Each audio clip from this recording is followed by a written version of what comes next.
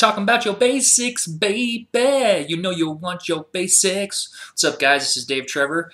Happy Friday once again. This is Singing Tips 36. We're going to continue with the basics here, and what we're going to talk about here is perfect practice. This is part 2 of going back to the basics, so we're going to be talking about perfect practice.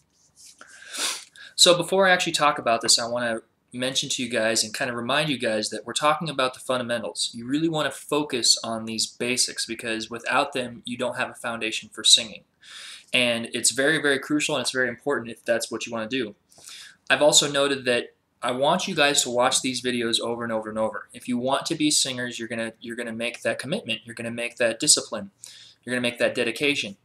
I don't need the views. I don't really want the views, but it's nice, sure, but the idea is that I want you guys to benefit from everything that I'm teaching, and the only way you're going to really benefit is if you watch these over and over and over, because what's going to happen is every time you watch it, you're either going to find something new, you're going to discover something that you didn't quite hear, or you're just going to basically find out that, hey, I'm a new person listening to this, and it's in a new experience, it's in a new you could even call it a new unit of time every single time. So that's what I want you guys to do. So I highly recommend you do that. Of course, I can't force you guys to do that, but for those of there that are out there that really want to learn this, I know that you will. So there you go.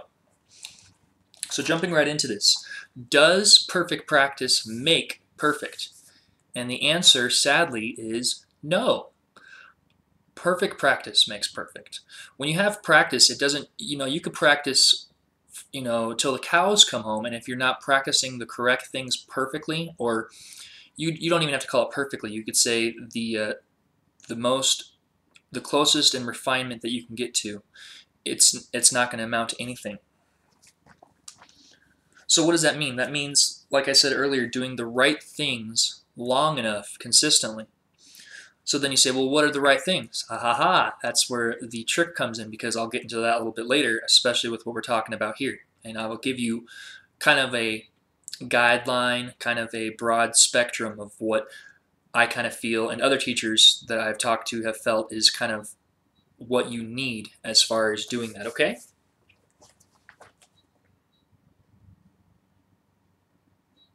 So how does one practice perfectly, if we wanted to put it in quotes and whatnot? One practices perfectly by doing routine and by doing discipline.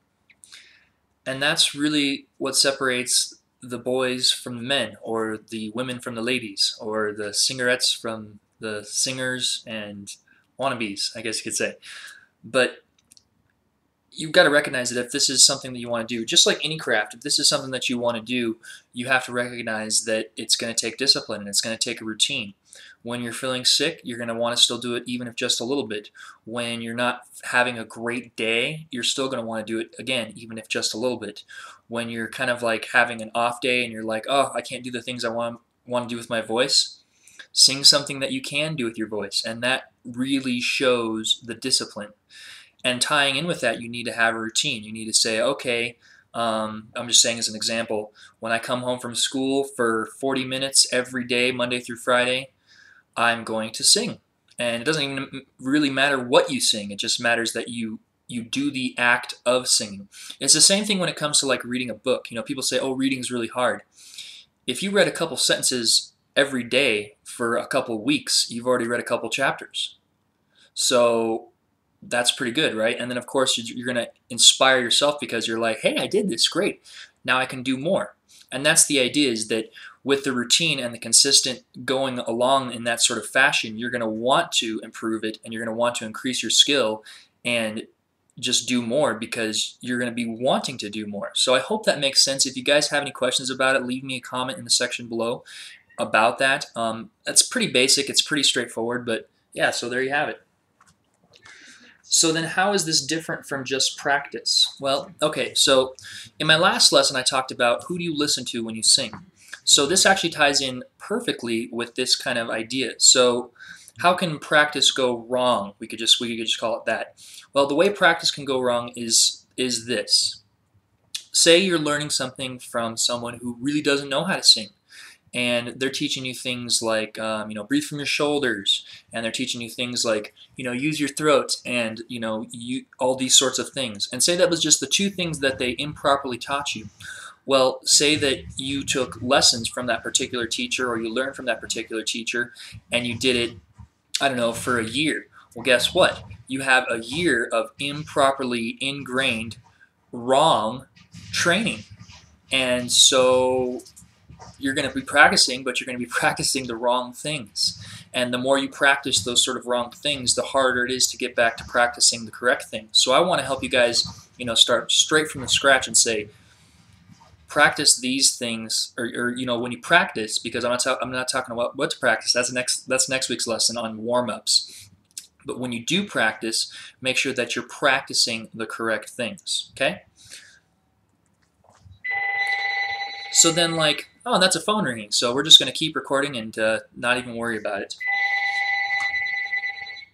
So I guess my next question is, how does this tie in with breathing? Because breathing is definitely the fundamental. It's the core of where it all starts. And that is where it starts. But the deal is that how does it tie in with breathing exactly? And I actually came up with a little formula. So bear with me. I'm not very big on math, but tell me if you guys can handle this. I think you can. A lot of you guys are pretty smart out there. Actually, let me rephrase that. You're all smart. And I think that you guys are all really capable of understanding how this works, okay? So it's like this.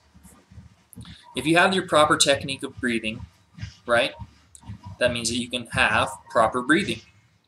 And if you have proper breathing, then you can have the proper practice for the breathing. And if you have the proper practice for the breathing, then you have perfect practice for your breathing. I hope that makes sense. So I'm going to give it to you again. Basically, you have proper technique of breathing. If you have the proper technique of breathing, it's going to equal proper breathing. And if you have proper breathing, it's going to equal proper practice for breathing. And if you have proper practice for breathing, it's going to equal perfect practice for breathing. So then a third time, I'm just going to read my equation. Basically, it's this. Proper technique of breathing equals proper breathing equals proper practice for breathing equals perfect practice for breathing. So there you go. That's what I mean. It might be long-winded. It's really not that hard. And I said it 3 times because this way, when you guys watch these videos over and over, you'll be able to catch it. You'll probably do one of the things where you go, oh, okay. But I wanted to make it that way because this is so simple, but it's so important. I really can't stress how important this stuff is, but it's awesome. And I hope you guys really, really get a lot out of that particular part. So, like I said before, these are all going to build on top of each other. I mean, you weren't expecting breathing to tie in with practice, but it did. Warm-ups is going to be the same thing. It's going to tie in with breathing. It's going to tie in with perfect practice. And it's going to tie in with the warm-ups. And these are the 4 basics. You've got, it goes breathing, perfect practice, warm-ups, vocal health. They all tie in together. And that is the basics of singing. So there you have it. So yeah, that's really all there is to it. I wish it was more meaty than that, but believe it or not, I still put a ton of data in there.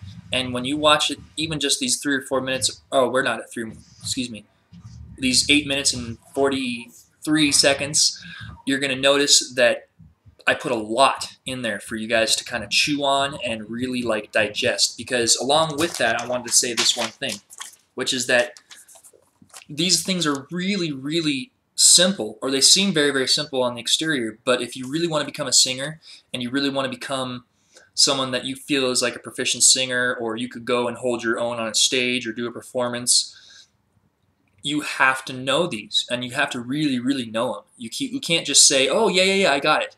You have to be like, okay, I'm grasping, I'm learning more and more about it, I'm getting it, I'm holding on to it, I'm tracking with you, all these sorts of ideas, okay, guys? With that being said, there is a pretty good singer who I kind of was sort of training, not really, but kind of, in a sense. I was kind of mentoring him a little bit. But you guys should check him out. His name's Pt.2. He has a channel called Pt.2 Music. I don't have the link, but I'll see if I can annotate it somewhere up here after I'm done editing. Anyways, check him out because he has videos that he did real recently, and I heard some of his very first stuff, and I can tell that he's been practicing. So this ties in exactly and beautifully with what we're talking about here with perfect practice, okay? Awesome. So we're going to go to the question of the week, and I have to refer to my phone for this, but this comes from, and I think he's trying to test me. It's in Italian, but it's corporazione monstruo. Corporation monstruo. Hope you guys got a kick out of that because I couldn't read that for shit. I apologize, I didn't mean to say that S word, but I don't know what that word is, but that's okay. That's his name. But I'm going to read you what he said, okay, guys? So he says this. He says, I've watched a lot of concerts to see how singers breathe. The thing, I've not seen a lot of expansion in that area, especially in the ladies, even with the very tight clothes. Christina Aguilera, Beyonce comes to mind. That's when they're not doing playbacks. In men, I had only watched the breathing, some Freddie Mercury's performance. Why is it? They had to learn to fill the lungs without protruding the belly too much or something? This mystery is driving me crazy because I know you are teaching it correctly. So I responded with this particular comment, and I said, so hey, thanks for the great question. Here's the answer. Most don't breathe from that area because it can be seen. They are told by labels, executives, etc. to hide it or do something different. Here's what they do. When you become a proficient singer, you will learn to pull air and energy from different areas of the body. Women most notably from their legs, thighs, and butt, and Beyonce is no exception. So, yeah, this is true. Basically what happens is these record executives and they want to hide this sort of fact. I mean, it's kind of amazing. It's kind of something that I wanted to, like, let's just say I'm pulling the curtain on the whole Oz, and I wanted to let you guys know that this is really how it works out there in the industry, and it's found more often with pop groups than anything else, because like rock groups, not necessarily. Sometimes they'll sing to a track because either they want to sound right on pitch, so they'll actually sing on top of their own recording, if that makes sense. Like, but it'll be just the vocal tracks, and then the band will be playing their instruments live.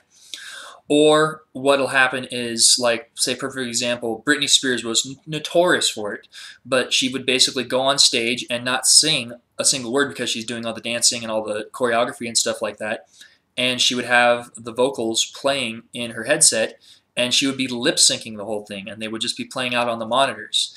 And it's not a really good picture of what a real singer looks like or does or anything like that. But Britney Spears, to her credit, and she is a great performer, but she is not a singer.